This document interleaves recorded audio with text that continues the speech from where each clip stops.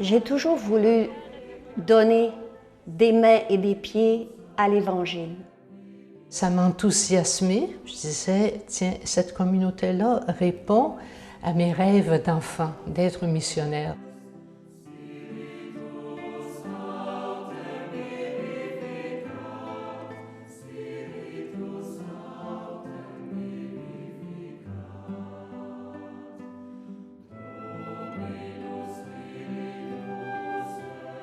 Quand on voit les sœurs, il y en a qui ont passé une trentaine d'années à la même place, à juste être avec les gens puis à les aider comme elles pouvaient, mais ils ont participé à la vie dans la continuité.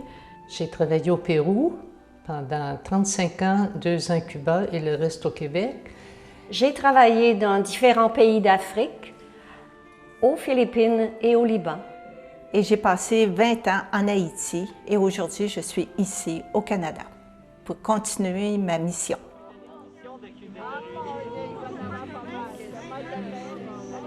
Dès le début de la congrégation, quand on voit Delia Tétrault qui travaillait avec les cireurs de boîtes dans ce temps-là, et tout au long de sa trajectoire, elle disait toujours que les pauvres sont notre priorité.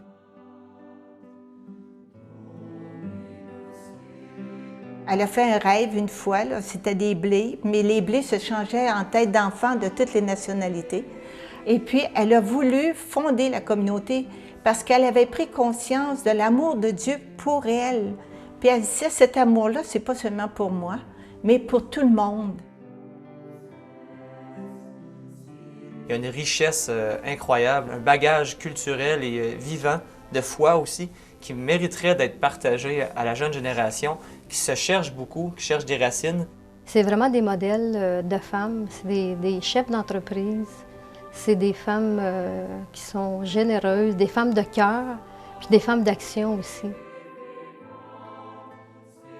Ce que je voulais, c'était de former des hommes et des femmes debout, capables de se prendre en main, d'être responsables de leur vie et surtout de combattre aussi l'injustice qu'il y avait partout.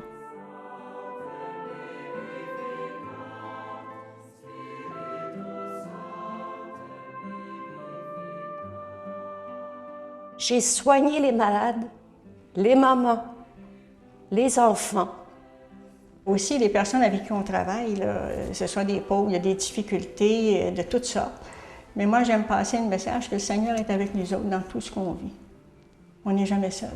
Pour moi, c'est très, très fort. Le Seigneur est là, puis il veut que se réalise son royaume à partir de la justice, la fraternité. Je me suis émerveillée devant la bonté des gens, devant la solidarité.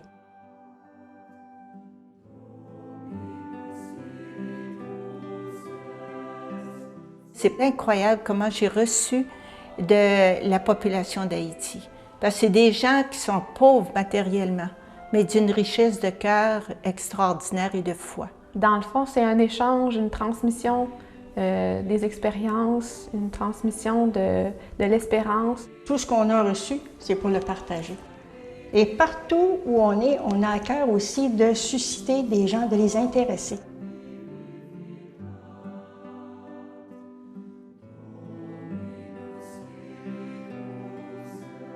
La revue m'a inspiré beaucoup. C'est un moyen de communication que Delia Tétrault a voulu prendre. Delia Tétrault, elle l'a fondée en 1920, la revue. Puis, on l'a gardée depuis ce temps-là, ça va faire pratiquement 100 ans dans peu de temps. Et puis moi, je me dis, c'est une merveilleuse mission. Le précurseur, c'est une ouverture sur le monde. Les articles qu'on nous présente nous ouvrent toujours vers une fraternité universelle, que nous sommes tous frères et puis qu'il n'y a pas de race. Moi, je pense que la revue peut être une étincelle qui met parfois le feu aux poudres, hein, comme on peut dire. J'ai lu cette revue et un jour, j'ai dit à ma mère, « Tu vois la sœur assise sur l'âne, là? Ben moi, je serai comme elle un jour. »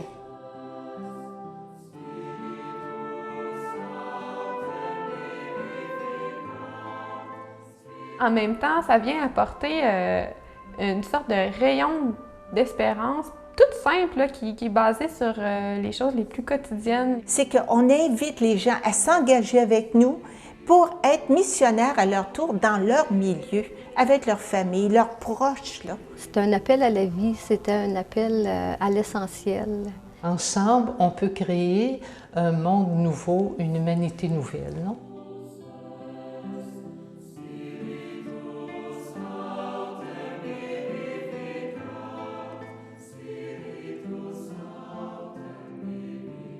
Quand je vois le coût d'un abonnement avec la revue des MIC, et je vois en plus que j'en reçois en échange, à savoir 4 revues par année qui sont très complètes, qui contiennent plusieurs articles, qui sont riches, tout le monde pourrait offrir cette aide-là. Il n'y a pas une excuse au prix qu'elle est pour ne pas s'abonner si on trouve que la mission des sœurs et des laïcs qui s'impliquent en vaut la peine. Je me sens tellement privilégiée d'avoir pu travailler avec des peuples de différentes nationalités dans différents pays. Partout, j'ai admiré leur courage, leur détermination à s'en sortir. Et j'ai eu beaucoup de bonheur à mettre au monde environ 4000 bébés. Ça vaut la peine, la vie missionnaire, je la trouve très belle. Même après 55 ans, si j'étais à recommencer, je recommencerais.